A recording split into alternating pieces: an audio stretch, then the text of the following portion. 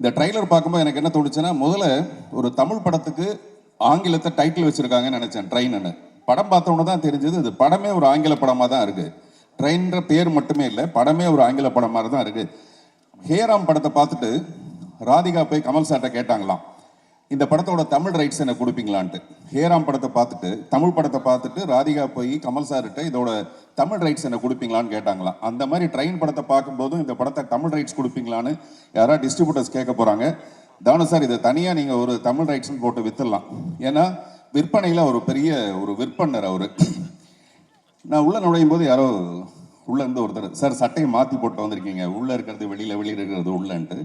நான் வேணும்னா அந்த மாதிரி போட்டு வந்தேன். அடுத்து என்னுடைய படம் வந்து உள்ளே வெளியே 2. இந்த ஷர்ட்டும் உள்பக்கம் வெளிப்பக்கம் புரட்டி போட்டு வந்திருக்கேன்.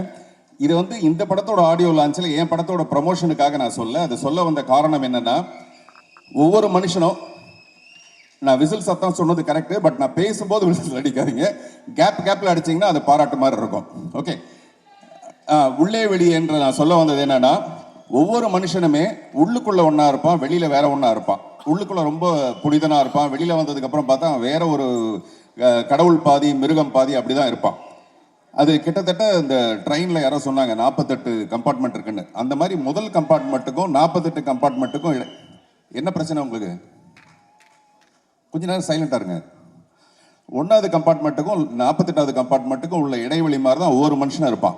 ஆனால் மிஷ்கின் எப்படி இருப்பாருன்னா, அவருக்கு உள்ள ஒன்று வெளியில் ஒன்று இருக்கவே இருக்காது. ரெண்டு கிட்டத்தட்ட ஒரே மாதிரி இருக்கும். இந்த 23வது கம்பார்ட்மெண்ட்டுக்கும் 25வது கம்பார்ட்மெண்ட்டுக்கும் உள்ள டிஸ்டன்ஸ் மாதிரி மிக குறைந்த அளவு மட்டும்தான் அவர் உள்ள என்ன நினைக்கிறாரோ அதை அப்படியே வெளியில் பேசுவார். ஒருவேளை தூக்கம் வந்துருச்சுன்னு வச்சுங்களேன், ஆடியோ லான்ச்சில் அப்படியே படுத்து தூங்கிடுவார்.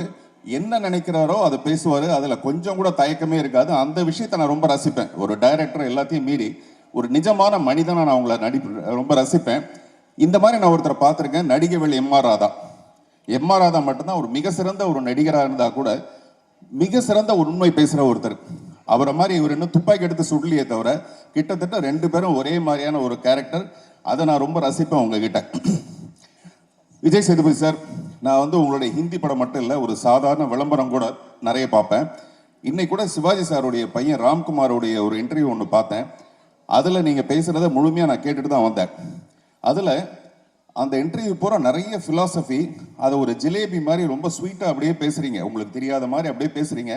அதில் ஒரு முக்கியமான விஷயம் என்ன இருக்குன்னா, எப்படி நீங்கள் செலிப்ரேட் பண்ணுவீங்க வாழ்க்கையை அப்படின் போது நீங்கள் சொல்கிறீங்க, தோல்வினா எனக்கு ரொம்ப சந்தோஷமாக இருக்கும், ரொம்ப என்கரேஜ்மெண்ட்டாக இருக்கும், ஆனால் வெற்றி வந்தால் எனக்கு ரொம்ப பயம் வந்துடும் அப்படின்னு சொன்னீங்க.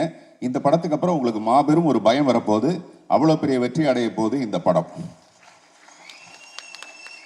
அப்புறம் நான் இந்த மேடைக்கு வந்ததுக்கு ரொம்ப முக்கியமான காரணம் மிஷ்கின் சாருக்கு வந்து ஒரு தேங்க்ஸ் சொல்கிறதுக்காக. காரணம், இந்த படத்தோட சினிமாட்டோகிராஃபர் ஃபௌசியா ஃபாத்திமா. இவங்க வந்து என்னுடைய இவன்ற ஒரு படத்துக்கு அவங்க தான் சினிமாட்டோகிராஃபராக ஒர்க் பண்ணாங்க. அந்த படத்தில் நான் சௌந்தர்யாவை வந்து மேக்கப் இல்லாமல் நடிக்கணும்னு கேட்டேன். அவங்க ரொம்ப தயங்கினாங்க. அப்போ நான் சொன்னேன், ஒரு 4 நாள் ஷூட் பண்ணி உங்களுக்கு போட்டு காட்டுறேன், நீங்கள் பார்த்துட்டு அதுக்கப்புறமேல மேக்கப் இல்லாமல் நடிக்கலான்னு சொன்னேன். அவங்க மேக்கப் இல்லாமல் நடிக்கிற அளவுக்கு அந்த பொண்ணை ரொம்ப அழகாக காமிச்ச ஃபௌசியா வந்து இந்த படத்துக்கு ஒர்க் பண்ணியிருக்காங்க. உங்கள் ஸ்டைல் அது எல்லாமே ரொம்ப பிரமாதமாக இருக்குது. நான் முதலே சொன்ன மாதிரி இந்த உள்ளே வெளியே 2ன்னு சொன்னேன்ல, அதுக்கும் அவங்க தான் சினிமாட்டோகிராஃபர். அதுக்கும் பாராட்டுகள் முன்கூட்டியே நான் சொல்லணும்னு நினைக்கிறேன். அதே மாதிரி தானு சாருக்கும் எனக்கும் 1000 இருக்கும். அதில் 500 விஷயம் வந்து நல்ல விஷயமா இருக்கும், மீதி 500 ரொம்ப ரொம்ப நல்ல விஷயமா இருக்கும். இதெல்லாம் சினிமாவுக்கு வந்ததுக்கு அப்புறமேல. ஆனால் நான் சினிமாவுக்கு வரத்துக்கு முன்னாடி, புதிய பாதை வரத்துக்கு முன்னாடி முதல்ல நான் கதை சொன்ன மிக குறைந்த தயாரிப்பாளர்கள், அதாவது என் கவனம் கொடுத்து காது கொடுத்து கேட்ட தயாரிப்பாளர்கள் ரொம்ப முக்கியமானவர் அவர். வரப்போகிறவங்க கிட்டலாம் சொல்லுவார், இவர் ஒரு பெரிய டைரக்டராக வரப்போகிறாரு, பெரிய ஒரு ஆக்டராக வரப்போகிறாருன்னு. அந்த நன்றி கடனுக்காக தான் நீங்கள் அவங்க வீட்டில் இன்விடேஷனே கொடுக்கலாம் கூட அவங்க வீட்டு விசேஷத்துக்கு போவேன். இந்த படத்தோட வெற்றிக்கும் அதே மாதிரி தான் மறுபடியும் வந்து கை தட்டுவேன்.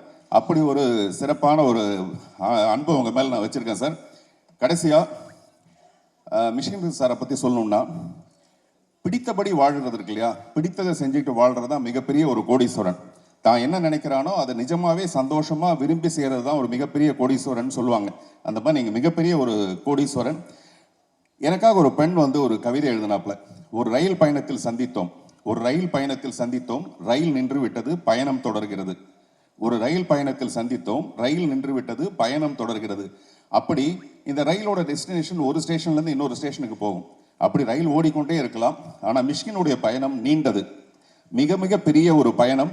அந்த பயணம் வெற்றிகரமாகவே இருக்க என்னுடைய மனப்பூர்வமான வாழ்த்துக்கள். தேங்க்யூ.